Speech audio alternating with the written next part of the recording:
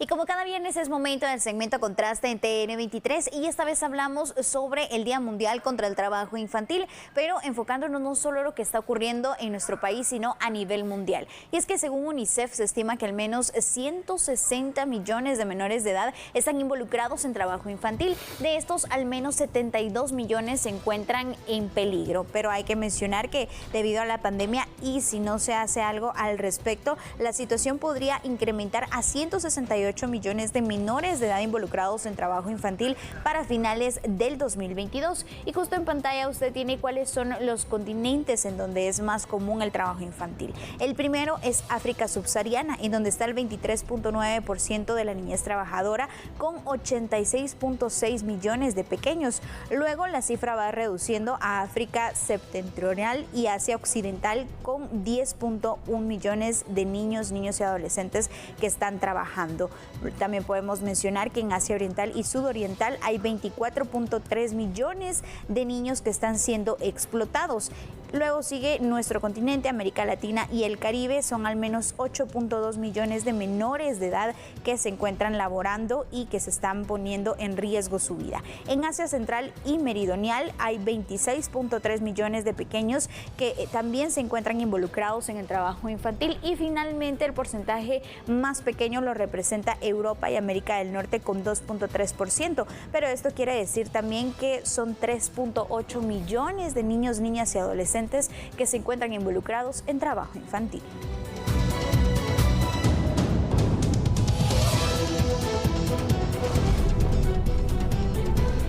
Y en la siguiente nota usted conocerá más sobre lo que está ocurriendo en el mundo en relación a este tema, porque en la mayoría de casos estos niños son víctimas de esclavitud.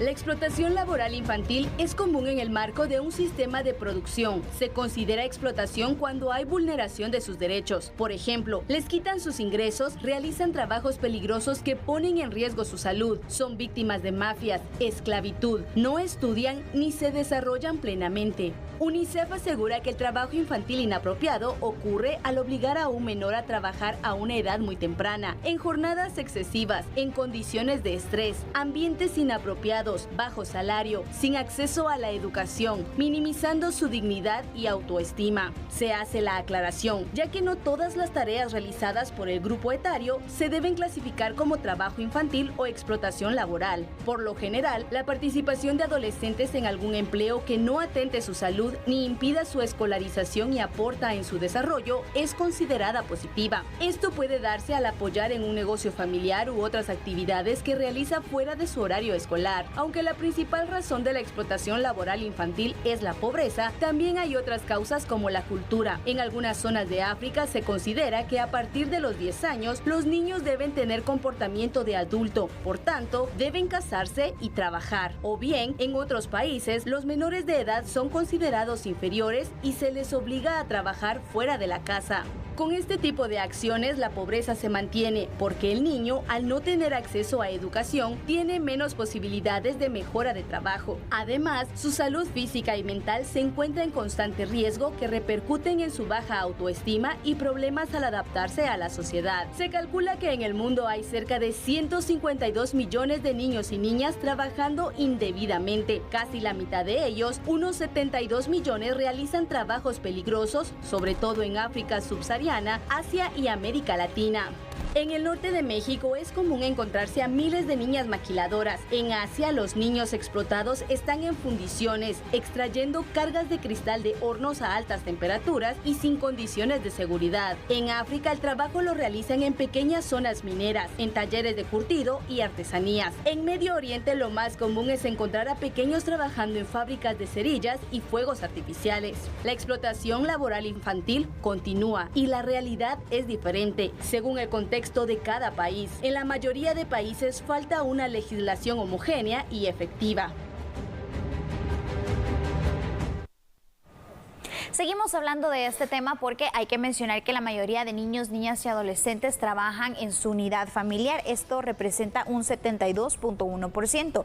También podemos indicar que el 17.3% de la niñez trabajadora tienen algún tipo de remuneración y el 10.7% lo hacen por cuenta propia. Algunos, por ejemplo, no cuentan con un recurso familiar. Pero si nos enfocamos en cuáles son los sectores en donde mayor presencia hay de trabajo infantil, podemos mencionar que el 70% es en agricultura, el 19.7% en servicios y el 10.3% en algún tipo de industria. Ahora nos enfocamos en lo que está ocurriendo en nuestro país, por ello hablamos con el director del Refugio de la Niñez, quien nos da a conocer el seguimiento de estos casos y también cómo está la situación en Guatemala, ya que se estima que por la pandemia del COVID-19 al menos 20,000 menores de edad están siendo explotados.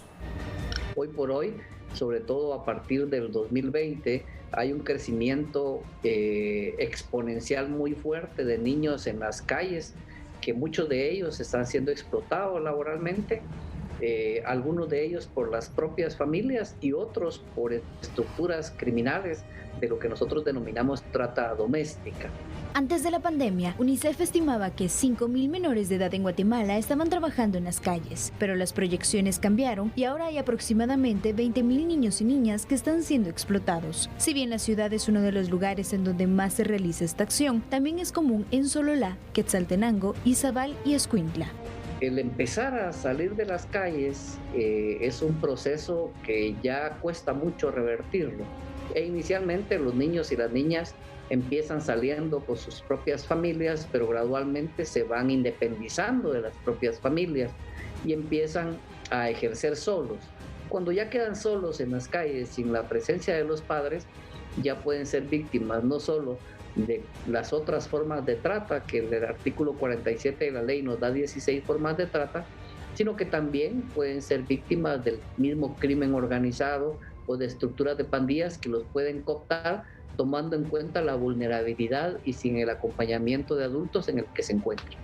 Además de la explotación laboral, la mendicidad es común. Por tanto, el Refugio de la Niñez propone que las autoridades deben realizar acciones de rescate y acompañamiento no solo para el menor de edad, sino para los padres de familia. Hemos sido de la idea que lamentablemente el darles dinero en la calle no soluciona. Muchas veces lo que hacemos es invitarles a comer o darles una refacción para mitigar un poco el hambre que pudieran tener. Nosotros creemos que las denuncias siempre deben de hacerse, sobre todo cuando no hay presencia de adultos. La Procuraduría General de la Nación es el ente rector que representa a los niños que están en riesgo y que no tienen la presencia de sus padres, que los expone mucho más. Entonces un niño es entregado a la familia, pero no sabemos qué pasa con la familia después de que se entrega al niño.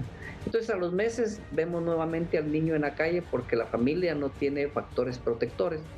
Nosotros insistimos mucho en que lo que hay que buscar es proyectos integrales. Aquí hay que trabajar con la familia, hacer compromisos con la familia, inclusive solicitar medidas de protección al juez que involucren y comprometan a la familia a la protección de los niños y las niñas.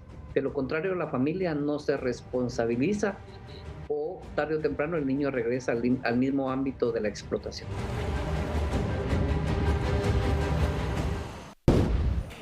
Y hay que mencionar que hay distintos casos de denuncia que ha recibido la Procuraduría de la Niñez y Adolescencia. Algunos incluso los puede hacer de forma anónima y ya escuchábamos por parte de los expertos que lo mejor es no apoyar a que continúe el trabajo infantil ni la mendicidad. Si hablamos de los rescates que ocurrieron en el 2021, podemos mencionar que fueron 93 de 0 a 5 años. Rescataron a 31 menores de edad que estaban siendo explotados laboralmente, pero la mayoría se encontraba en el grupo etario entre 6 a 13 años. Hicieron 41 rescates y de 14 a 17 años fueron 21 rescates los que se realizaron. Por supuesto, las autoridades analizan cada caso para poder analizar si debe rescatarse o no. Ahora bien, hablamos de lo que está ocurriendo en el año 2022 porque en lo que va del año se han realizado 27 rescates. Nuevamente observamos que el grupo que mayor explotación ha recibido está conformado de 6 a 13 años. Fueron 17 rescates. Luego de 14 a 17 años fueron 7 rescates y de 0 a 5 años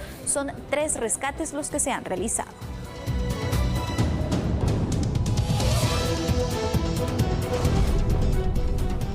conoceremos ahora cuál es el trabajo que realizan las autoridades de la Procuraduría de la Niñez y Adolescencia y también el llamado a la población que tiene esta duda sobre si apoyar o no a estos niños que están siendo explotados laboralmente y también obligados a la mendicidad.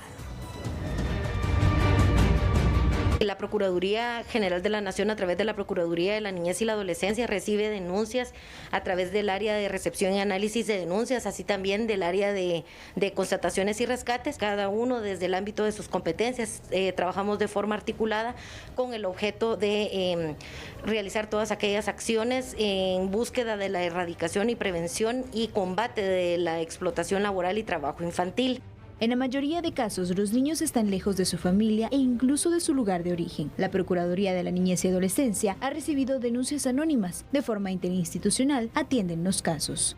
La Secretaría trabajamos en la Coordinadora Interinstitucional contra la Explotación Laboral y el Trabajo Infantil, denominada CISELTI, donde la integran diferentes instituciones para ya llevar a cabo diferentes operativos para identificar y rescatar a la niñez y adolescencia que están siendo víctimas de estos flagelos, como lo es la explotación laboral y el trabajo infantil y sus peores formas. Dentro de esta coordinadora hemos también integrado a otras instituciones que nos permiten no únicamente llevar a cabo un rescate o un operativo, sino que también darle un seguimiento y una atención diferente a esta niñez y adolescencia que está siendo víctima, para poder integrarla en diferentes programas desde el Ministerio de Desarrollo Social y también desde el Ministerio de Salud y Asistencia Pública. Cuando son actividades de aprendizaje de algún oficio con fines educativos, el Código de Trabajo permite que el niño labore, pero debe ser mayor de 14 años. Las condiciones deben estar acorde a la persona y no debe violentar su integridad física y psicológica. Los adolescentes cuentan con un permiso del Ministerio de Trabajo y Previsión Social, pero en algunos casos los menores son retirados de su familia. Cuando se realiza el abordaje del caso y se determina que el niño o adolescente es probablemente víctima de algún delito de trata de personas y que los explotadores o los tratantes, pues efectivamente su propia familia, en este sentido, pues sí se tiene que evaluar si en definitiva los papás o las personas responsables de este niño son o no son recurso familiar idóneo para hacerse responsables de su cuidado y protección. Pues sí se tiene que determinar a través de las evaluaciones que realizan las profesionales en trabajo social y en psicología de Procuraduría General de la Nación, para poder determinar si efectivamente pueden o no ser considerados como posible recurso familiar idóneo. Ellas son las encargadas de determinar si efectivamente son recursos o en definitiva habrá que ubicar otro recurso, algún otro familiar o algún padrino, familia ampliada, con el objeto de que el niño pues no siga siendo víctima de esta vulneración en sus derechos. Autoridades también aseguran que no es conveniente apoyar el trabajo infantil ni la mendicidad. Las personas ayudamos dándoles dinero o dándoles comida o dándoles algún otro tipo de cuestión en especies. Propiciamos de que estas conductas se sigan repitiendo, porque el niño va a llevar dinero a su casa y esto va a propiciar de que los progenitores, si son ellos los que lo inducen a estas conductas, o las personas que los exponen a estas conductas, pues sigan recurriendo a este tipo de modalidades con el objeto de hacerse de algún tipo de prestación económica, ¿verdad? Entonces sí, lo mejor es no darles dinero, no darles ningún tipo de estos satisfactores, porque son precursores o promueven que se sigan dando este tipo de prácticas.